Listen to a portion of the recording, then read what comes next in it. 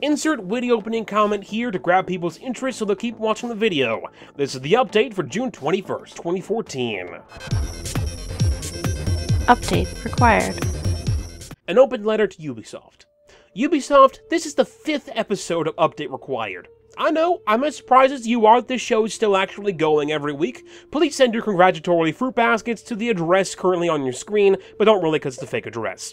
Out of the 4 previous episodes of this show, you, Ubisoft, have been featured in 3 of them. You seem to have become an integral part of what this show is becoming. And to celebrate, this video will not feature a story about you, Ubisoft. This episode instead will feature 2, as people have discovered something interesting about your game Watch Dogs. The amazing and sometimes strange world of PC modding has brought to light the fact that there are some hidden graphical settings within Watch Dogs that make its graphics look closer to those of the original E3 2012 demo. These settings have been previously disabled on the PC version of Watch Dogs for some reason or another, and are specifically mentioned for E3 in the game's own coding.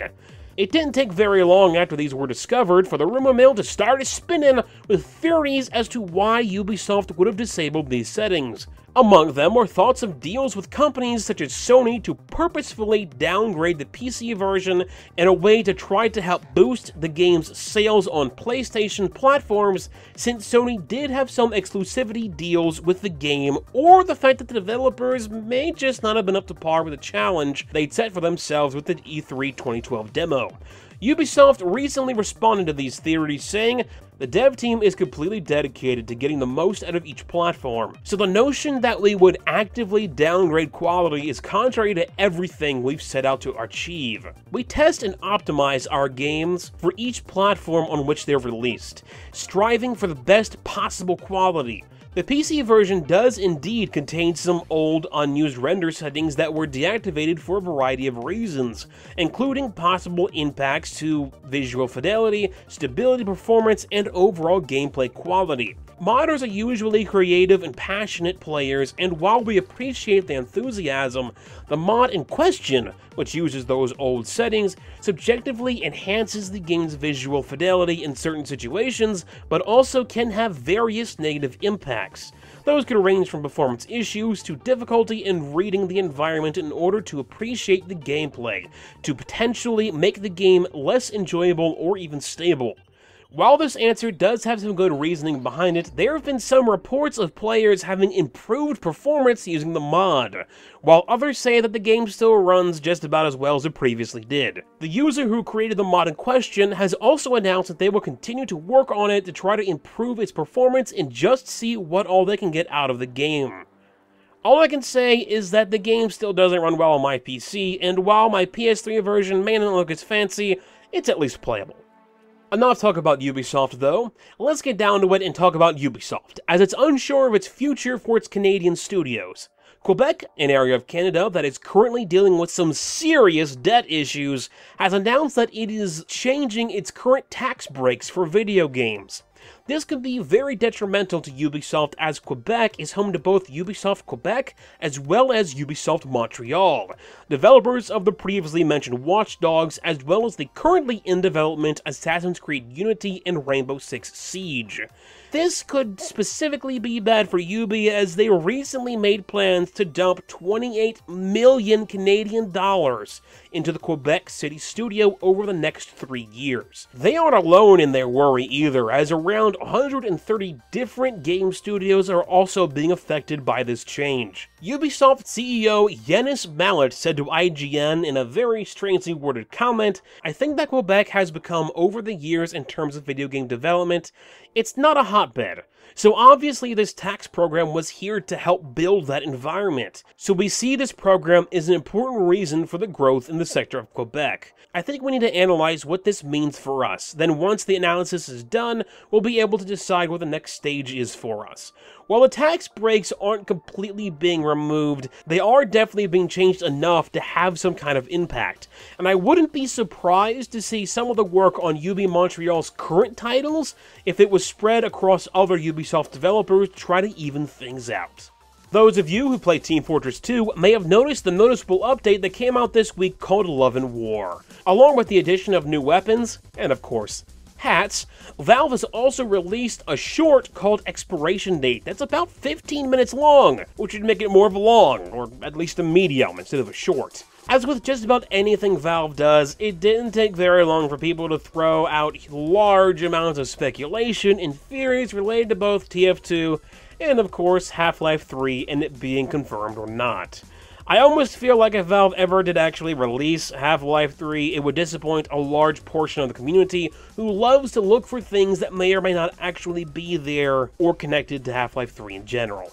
A Redditor by the name of Crash7800 made a decently sized post putting out all of the quote-unquote hints towards Half-Life 3 that are or are not in the expiration date video. It contains things such as math, as well as textures that vaguely look like a 3. Theories about TF2 itself have also been thrown around, such as the maybe addition of an MMO-style raid boss fights, but who really knows what Valve will do with either of these properties at this point in time, as TF2 dives ever farther into madness. But you can definitely guarantee that people will keep spinning rumors and theories, and mostly just for the fun of it.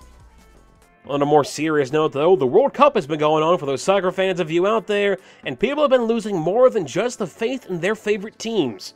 On Instagram, a fake EA account has been doing its best to go phishing for people's information. That's phishing with a PH. That's the bad kind. Calling itself EA World Cup Fever, the scam promises new and exclusive characters, such as Brazil's Neymar da Silva Santos Jr. for FIFA 14, just for visiting the Instagram page. One post from the account reads, "Neymar is here! The 21st who log in on the account in our bio, get him!" Malwarebytes Unpacked states that as of June 19th, the fake account has close to 9,000 followers. The World Cup is a huge event for many people, but we are talking about the internet here, and you always have to be careful of who you give your information to. If you happen to come across an Instagram account called EA Sports UT 2014, stay away from it as far as possible, as this is the account that's been tied to causing all the phishing problems. Lastly, we end our news today on what could either be a sad or happy note depending upon which side you take on this story. Phillips Electronics has won a patent infringement lawsuit against Nintendo. Phillips spokesperson Bjorn Tusen said this about the lawsuit. "It's about a patent for motion, gesture, and point and control that we make available to manufacturers of set-top boxes and games consoles through a licensing program. We've requested fair compensation for the use of our patents." The lawsuit in question was decided in the United Kingdom, and it's one of 4 lawsuits Phillips has had against Nintendo around the world since 2011. How this outcome will affect Nintendo, who is already having money issues, has yet to be seen, but this is not the first time the two companies have been talked about together. You may recall almost 20 years ago, when Nintendo had chosen to work with Phillips and drop Sony when it came to developing a CD drive add-on for the Super Nintendo Entertainment System. Sony went on to take the technology they had previously been making for Nintendo to create their own console, the PlayStation, while the CD-ROM add-on that Phillips was working on was never fully released. Phillips did actually get the rights to some Nintendo properties out of the deal, releasing such games as Link: The Faces of Evil for its CDI system. Games that fans of the series treat as if they don't exist, and really wish that they didn't. And now, 5 Philips CDI games that may or may not be good or terrible. Number 5, Hotel Mario. Number 4, Zenith. Number 3, The Apprentice. Number 2, Mutant Rampage. And number 1, Zombie Dinosaurs, which is number 1 just because its name is freaking Zombie Dinosaurs, and dinosaurs are awesome. Today's featured channel is back. What do you do when you take a bunch of really smart people and have them purposefully make really stupid theories, using as much real science as they possibly can, and then make a festival out of it? You get the Festival of Bad AD Hoc Hypothesis. While I don't really know what that actually means, the entirety of the first festival that took place in 2013 is available on Boz's YouTube channel. Here you can listen to experts talk about things like why fish are dumb, how our ancestors may have weaponized crying infants, as well as the possibilities of infant aerodynamics. Before I go, I thought I'd let you know about the latest Jumpstart developer interview. I got the chance to talk to Gabriel Presky about his Kickstarter for See No Evil, a 3D isometric puzzle platformer based around the ideas of sound, and it's only looking to raise $2,000. Thank you very much for watching. I've been Megapieman, and you've just been updated. Update complete.